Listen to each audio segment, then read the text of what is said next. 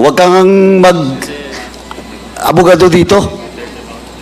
Sorry po, Mr. Chair. You're lying. Hindi ko po maalala, Mr. Chair, kung bakit Nako, po na-relieve. huwag tayo maglokohan dito, ha? Bata mo yung dalawa, bit-bit mo pa Kalamba, at then bumalik ka sa Cebu, tapos mo hindi mo alam. Mr. Chairman, itong si Albutra, kanina pa to eh. Napakasinungaling to, kung hindi mo makorner, hindi sasagot ng tama. Mr. Chairman, now I move to cite in contempt Captain Albutra for lying in this committee in violation of Section 11, Paragraph C of our rules. So move, Mr. Chairman. By citing you in contempt, at the end of the road, you will be thankful with this squad. Sana, ilagay mo sa utak mo yan.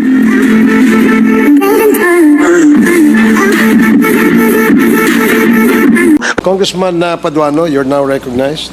Thank you, Mr. Chairman. Follow up lang to kay Captain Albutra. You mentioned about two police personnel that you brought to Calamba. Sino nga yung dalawa? Mr. Chair, Piotr Eugene Calumba and PO3, Eugene Calumba, Mr. Eugene Chair. Calumban, And SPO 2, Melgin Bulandres, Mr. Chair. SPO2, Melgin Bulandres po, Mr. Chair. Bulandres. Yes, Mr. Active Chair. pa ba sila sa duty ngayon? Si Eugene Calumba po, Mr. Chair, ay namatay na po siya, Mr. Chair. Namatay. Opo, Mr. Chair. What cause of his death? Siya po ay namatay, Mr. Chair, sa Cebu City, Mr. Chair. Cause, ang tinatanong ko, ano yung Nabaril po siya, Mr. Chair. binaril? Opo, Mr. Chair. Kailan yon? Hindi ko na po maalala, Mr. Chair, yung date, Mr. Chair. Anong nature ng pagkabaril? Hindi mo na malaman? Sige nga. Yung Bulandres, After po nung namatay po si Eugene, Mr. Chair, mga ilang araw po, nagpa-relieve na rin po siya, Mr. Chair. Hindi ko na po alam kung saan siya, Mr. Chair. nabaril din yung Bulandres. Na-relieve po, Mr. Chair. Na-relieve po siya, Mr. Chair. After Na-relieve? Na-relieve po, Mr. Chair. Yes, Mr. Chair. When was that? 2018, Mr. Chair. 20? Sometime on 2018 po, Mr. Chair. 2018. Yes, Mr. Chair. Pagbalik niyo sa Cebu, anong assignment niya? Sa Police Station 1, Mr. Chair. Under sa'yo. Opo, Mr. Chair. So, nung nabaril yung a certain Kalumba? Kalumba ba yon?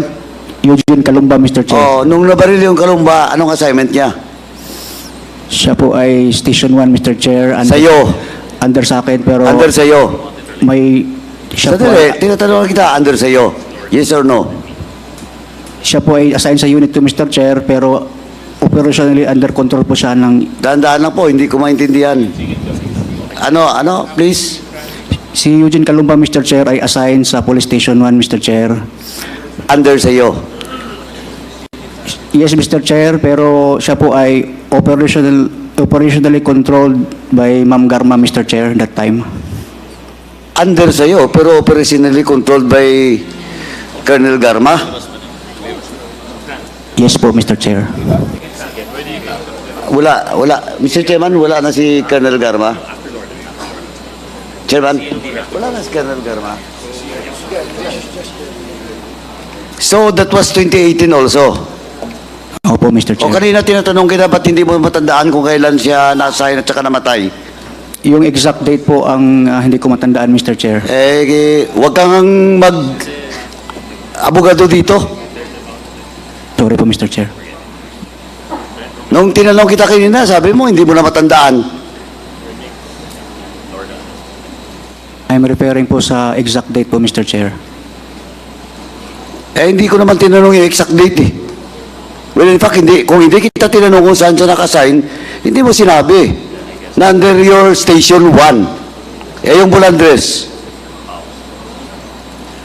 During the time, Mr. Chair, nung nangyari po yun kay Eugene Sandali, tapusin mo na. After nung Calamba, saan siya na-assign? sa Cebu City rin po, Mr. Chair, Police Station 1, Mr. Chair. Station 1 din, sa'yo din, di ba? Opo, Mr. Chair. From Calamba, binitbit mo pabalik sa Cebu. Nung nullified po yung order namin, Mr. Chair. Kaya nga, Opo, Mr. bitbit mo. O tapos, Tapos nag-courtesy call po kami kay Ma'am Garma. hindi ko tinatanong yung courtesy call. Ang tinatanong ko yung assignment ng Bulandres. So namatay yung Calamba under your watch sa station mo. Tapos anong nangyari kay Bulandres? Na-relieve na rin po siya, Mr. Chair. Why? Hindi ko po alam, Mr. Chair. Station 1 commander ka, hindi mo alam na nirelieve siya? You're lying. Hindi ko po maalala, Mr. Chair, kung bakit Nako, siya na-relieve. huwag tayo maglokohan dito ha. Bata mo yung dalawa, bit-bit mo pa Calamba at then bumalik ka sa Cebu tapos mo hindi mo alam. Why they were relieved? Ang alam ko po, Mr. Chair, na-assign, bumalik po siya sa Negros, Mr. Chair. Ang tanong nga, bakit siya nirelieve? I have no idea, Mr. Saan siya Chair. inassign? Sa Negros Oriental. No idea po, Mr. Chair. Kung Mr. Chairman, itong si Albutra kanina pa to eh. Napakasinungaling to, kung hindi mo makorner, hindi sasagot ng tama. Ngayon, bata mo yung dalawa tapos hindi mo alam. Eh yung investigation with regards to the death of Calamba, ba't siya pinatay? Hindi mo rin alam. Mr. Chair, during that time po, siya po ay... Hindi, tanong ko, anong motive?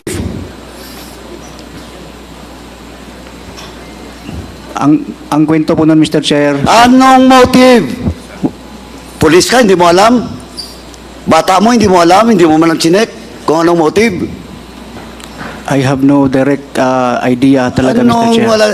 Mr. Chairman, now I move to cite in contempt Captain Albutra for lying in this committee in violation of Section 11, Paragraph C of our rules. So move, Mr. Chairman. Second There is a motion. motion to cite in contempt Major Albotra for violating Section 11, Paragraph C of the Rules of Procedure governing inquiries in aid of legislation. And it was duly seconded. Are there any objections? Hearing none, the motion is approved. Comsec, please take note that Major Albotra is now cited in contempt by the Quad Committee. Chairman, Please proceed. Just a rejoinder. Alam mo, Captain Albutra, I have warned you kanina pa. Hindi ko pa mabuo yung story. Dahil taga Cebu ka eh. Pero you were assigned to Dumaguete, kaya mapacheck ko rin yung record mo. Pati yung dalawa mong tao. Nagsisinungaling ka eh. Babalikan ko pa rin yung Calamba on the next hearing. Kung hindi kita makorner, alam mo, akala mo dito, hindi kami nag-imbestiga. Akala mo dito, hindi namin alam kung paano kukunin yung mga information. Oh, you are not shouted in contempt. I will not ask you anymore. In the next hearing, you better cooperate. Next, Mr. Chairman, doon na muna ako kay Captain Albutra. Ang dami pa kong alam sa iyo. May sunod-sunod pa. In the next hearing, magkakaalaman tayo.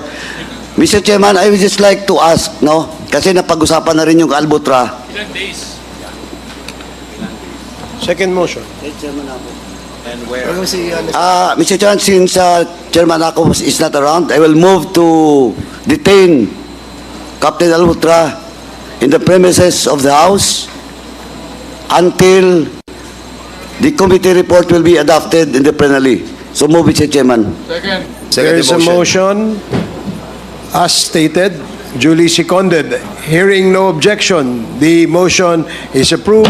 Mr. Chairman. Major Mr. Chairman. Albotra is now cited in contempt and to be detained in the premises of the House of Representatives until the duration and termination of the committee hearing of the Quadcom and until the committee report is approved and adopted in the plenary. Mr. Chair. Chair, Okay, Congressman DS JJ Suarez and then Congressman Dan Fernandez. DS JJ. thank you very much. Mr. Chair, just a point of clarification. Are we pertaining to the partial committee report or the final committee report in the penal provision of in the penal part of the contempt? Or the, Final, What is the pleasure of the movant?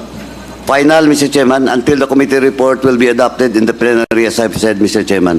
Thank Okay, you. Until the final and complete plenary, final and complete committee report. until the committee report is approved and adopted in the plenary. Thank you very much, Mr. Chair. Mr. Chair. Now, Congressman Dan Fernandez. Captain Alboltra, we were so lenient for so many hours with you. And by citing you in contempt, at the end of the road, you will be thankful with this Quadcom. Because it is your safety that we are after for. Sana, lagay mo sa utak mo yan. Yun lang po, Mr. Chair. Maraming salamat po. Thank you, Congressman Dan Fernandez. Now, Congressman Paduano, you may proceed. Thank you, Mr. Chairman. Anyway, pinag-usapan na rin yung Region 7. Can I ask Colonel Grijaldo to take the seat? Colonel Grijaldo. After ni...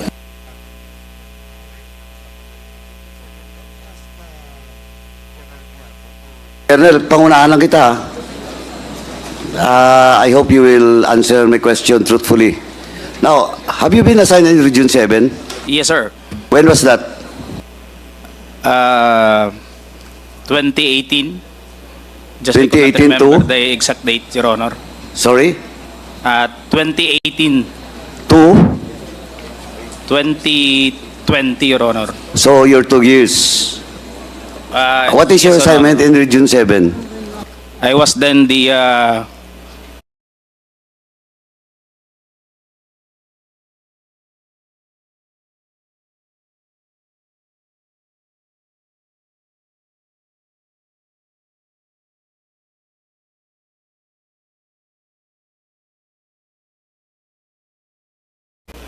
regional force commander, Your Honor. RFMB, RMFB, Your Honor. yung mobile. Yes, Your Honor. So, 2018. Are you familiar with Operation Sauron? Yes, Your Honor. So, can you, in brief, can you educate this committee about Operation Sauron? Just I could not. We're just augmenting the operation, Your Honor. Again, tinanong kita kanina, are you familiar with the Operation Sauron? Sabi mo, you're familiar. It is Tinanong kita, please educate us in brief. Ang sagot mo sa amin, you're just augmenting. Ano po talaga? Alam mo ba yung Sauron o hindi? yung ano sir, yung order nyo sir, sa Oron sir is a regional activity, Your Honor. Correct. Being implemented by, mainly by, what unit? All unit, Your Honor. All unit ng region. Yes, Your Honor. Sa region, anong pinakamaraming units? Personnel. Di ba yung sa'yo? Tama? Yes, Your Honor. Oh. Now, yung sinasabing augmenting, why should you augment? Kaya may pinakamalaking unit, personnel, tapos, o sige nga, what is Operation Sauron? Please. We're only part of the Ang tanong ko nga, sinagot mo kanina, alam mo. In brief, please educate us what is Operation Sauron. it is a internal security operation, Your Honor. Internal security operation not related to drugs. No, Your Honor. Are you sure of that? Yes, Your Honor. Are you familiar with the death of the mayor of Ayungon? I could not recall, Your Honor. Is that recall? Yes, Your Honor. Sigurado ka? Yes, Your Honor. Hindi ka ba kinasuhan doon? Mayor of Mayor of Ayungon, town in Negros Oriental. No, Your Honor. So hindi ka pamilyar? No, Your Honor. You were there since 2018 to 2020. Nag-implement po kayo ng Operation Sauron. And during the time, one of the casualty of that operation is Mayor Eldarico of Ayungon. Hindi mo matandaan? Hindi mo alam? Hindi ko na ma-recall, Your Honor, yung insidente na kasama yung mayor ng Ayungon yung na Your Honor. Hindi mo na ma-recall. Okay, I will give you time, Colonel Grijaldo, to recall what really happens during the Operation Sauron. Not today, but maybe in the next hearing. Ayan, sabi ko nga sa iyo, please cooperate and tell the truth. Yes, Your Honor. Do you commit to cooperate in the next hearing? Yes, Your Honor. Okay. So, Mr. Chairman, as of now, that's all for Colonel Grijaldo unless mamaya, pag may mga tanong po related kay Colonel Grijaldo, itatanong na lang po natin sa kanya.